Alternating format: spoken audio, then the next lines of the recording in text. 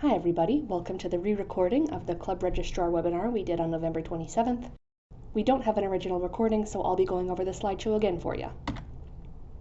To begin, my name is Chip Siemens. I usually handle member enrollment here in the 4HBC office, and my email is admin@4hbc.ca. My colleague Tanner Marshall usually handles leader enrollment, and his email is mail@4hbc.ca. If you have any questions about the presentation, feel free to email one of us. So the first part of this presentation is going to be how to find forms, how to review them, and some tips for that. We did just redo our website, so I'll be starting on the home page and showing you how to find the forms from here. You can see up at the top here, I have the web address and then the name of the page that we're looking at. These will change as we go through the slides. The first thing you'll want to do is click on Enroll Now, and that brings you to the Enroll page. If you scroll down, click on the Join Now or Login button here, and that brings you to our portal login page. I would highly recommend bookmarking this page if you don't have it bookmarked already, because you'll probably be here a lot. So now, fill in your leader account login information and click on Sign In. To find the forms, click on Forms Task Manager up at the top, and then click Proceed. This is the Laserfish login page, and I would also recommend bookmarking this one.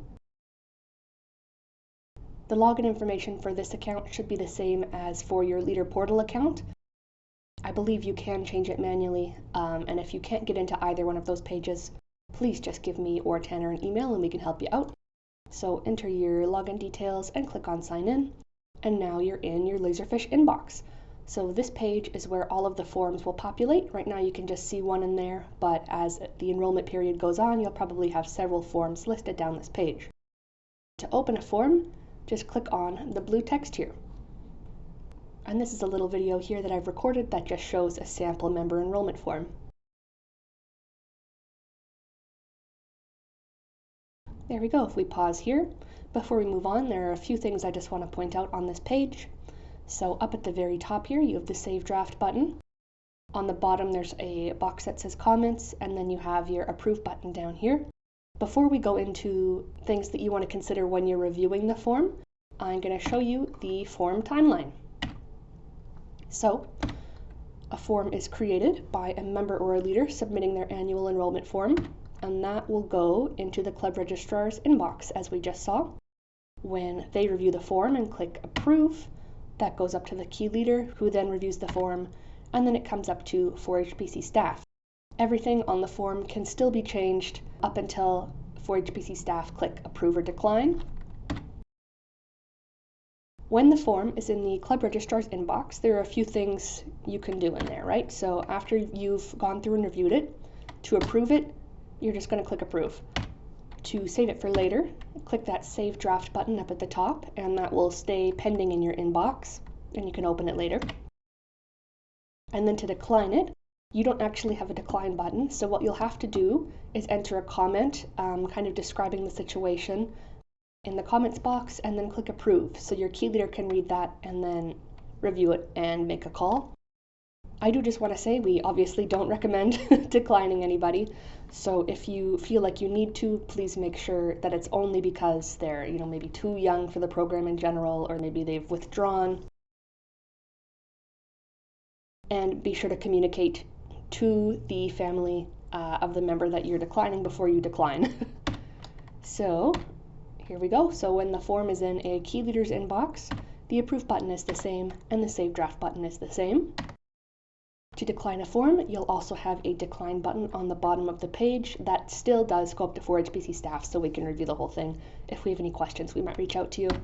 And you also have another button called Send Back to a Leader. That will take this form and pop it back in the registrar's inbox. So if you see anything that you think the registrar needs to change, or if it's not ready to come up to you yet, you can enter a comment in this box, click Send Back to a Leader, and that sends it back to them. 4HBC staff also has our own button, which sends it back to key leader, and we can also send it back to the registrar there. Now, this section is about reviewing forms. To start it off, we talked a little bit about the comments box in the last section.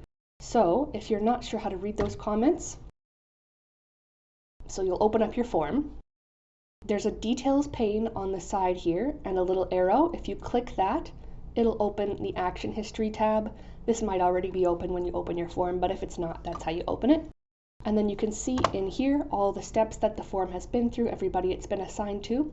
And you can also see a comment from me right here. Chip completed the task, and I made this comment when I sent it back to a leader from the key leader position. Okay, so now I'll cover some things to check when you're looking at these forms. So for all forms, whether they're for members or leaders, first thing you'll want to do is look at the comments in the action history pane.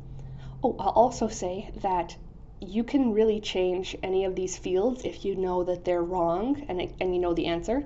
If you know they're wrong and you don't know, you might have to reach out to the family. A few of them maybe you shouldn't change, but I'll go over those when we get to them. So date of birth, just make sure it's not the day that they filled out the form. That happens sometimes.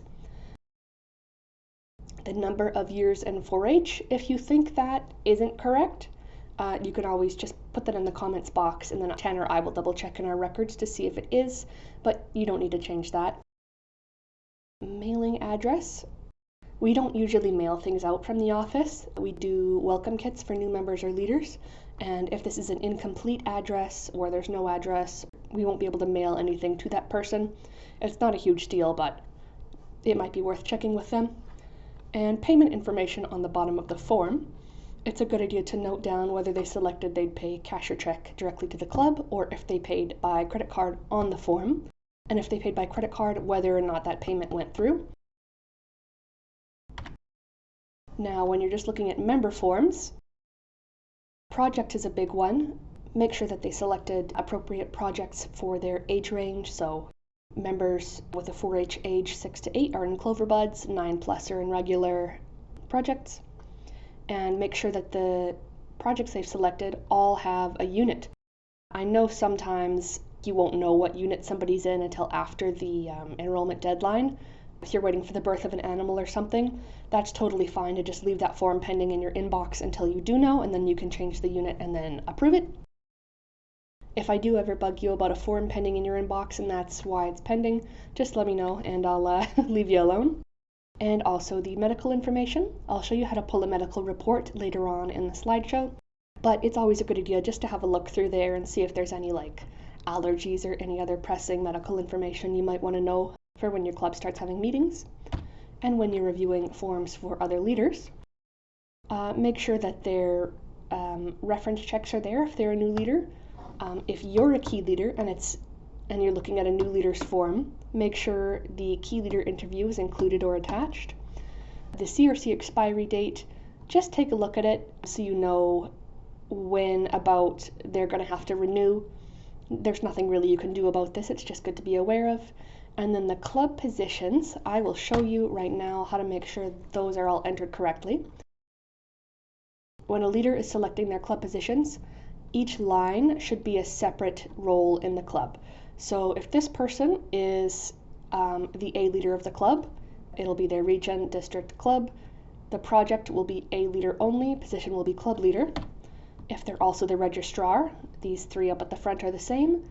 The project they've selected is Club Registrar only, and then position is Club Registrar. And maybe they're also a horse leader, so again, region, district, club are the same. Project is horse, and position is club project leader. All right, so we're going to move on to keeping track of forms.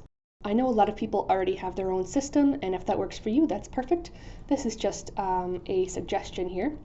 This also isn't mandatory, like if you really don't want to keep a spreadsheet or a list, that's fine. But I do find it's quite helpful when leaders do keep a list. So as your members submit their forms, it's a good idea to just pop them onto a list like this. This spreadsheet that I've created here, I will be releasing with the recording of this webinar by email.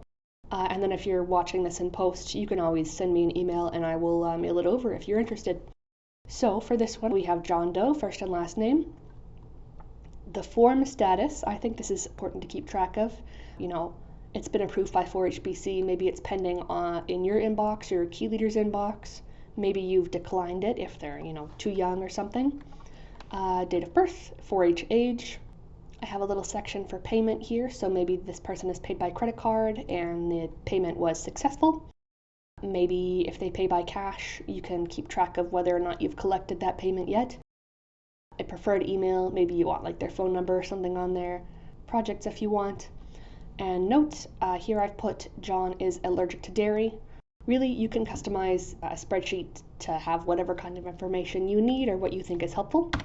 Here's a version for leaders that I've made, and this will be attached in the email as well. It's pretty similar, except I have a leader type instead of projects, and I have the CRC expiry date on here as well. Now, part 2 of the presentation is going to be how to pull reports. So as a club registrar or key leader, you can generate reports of the members and leaders in your club or district from the forms that have been fully approved at admin level. If the forms are still pending, the members and their information will not show up on these reports. So that's another reason why it's important to keep track of them on a form like this. Now to pull general reports, you'll log into your portal account and click on Run Reports up at the top here. And this will take you to this page. And there are a few different tabs. You can sort the members by or leaders. You can also change the type down here. This is what is populated by default on mine. So to get a more customized report, I've clicked members by club. I've made the registration year 2025, club name Vernon, and then I've gone with members. If you click get report from here, all the members in your club will populate on this list. If you have more than will fit on the page, you can scroll using that button. Oops. You can scroll using this little button here and this little button here. And then to save this report, if you don't want to keep running it, like logging into your portal account and running it, you can click the little floppy disk icon and that will save in your downloads folder on your computer. To pull a medical report, it's a little bit different. So you'll be in your portal account still, and you'll click on A Leader Tasks this time, and then come down here and click on Club Member Medical Report. Now in a club with members in it, they'll all populate in this space here in between member and check all. Now when you're looking at this report, you can see these two boxes up here have auto-populated. You can't change those, so you can only pull a medical report for the current year. If you are a key leader, you can click on this drop-down menu and select any of the clubs in your district. And then the email address you can change. If you want a medical report for every member, you'll click Check All. That will check all of the members that are listed on this list. And then if you click Request Medical Information, that'll send the report to the email given here as a file that you can download. Part 3 is club registration. This part is pretty quick. So as a club registrar, you also have the responsibility to fill out an annual club registration or club leaders enrollment form. So back in your portal account, A Leader Tasks, same page as last time. You'll click Proceed under this guy here, and that will open the club registration form. All of this autofills, you can't change it. In club details, you'll just enter your club details, pretty simple. If you scroll down a bit, you'll find a section for club sponsors. We only require one sponsor from your club, so enter the sponsor name and the contact name, phone and email if you'd like, but you don't need to, and you can add some more by clicking the blue Add button. And then if you scroll down even further, there's a section to set achievement date. So if you click the little calendar icon here, it'll pop up with a calendar and you can select the date from there. If you click Submit, the form is done. This is due annually on January 31st. Part 4, Useful Tools. So we have a few things you can find that'll make your life a little bit easier. If you go to the 4-H homepage, mouse over Resources, and then click on Events Calendar right here, that will take you to our events calendar. And on here you can find all of the enrollment related deadlines. I believe we do need to update some of the dates, but that'll be done shortly. And then we also have a PDF Leaders User Guide. So I made this a few years ago, and I'll be attaching this to the email as well. Again, you can always email me if you'd like a copy of this. And here's just a couple screenshots. This goes over pretty much essentially everything I've covered in the presentation here. It has pictures and it has detailed steps in it, so that's kind of a nice guide to have on hand if you don't feel like watching a video. And part 5, we've got the Q&A portion. These were some questions that we got when the webinar was live, and I've gone and written them down for you. I'll be scrolling through here, and you can pause the video and read the answer if you see any question you'd like to know more about. That's really it from me. Thank you for watching and have a good one. Bye.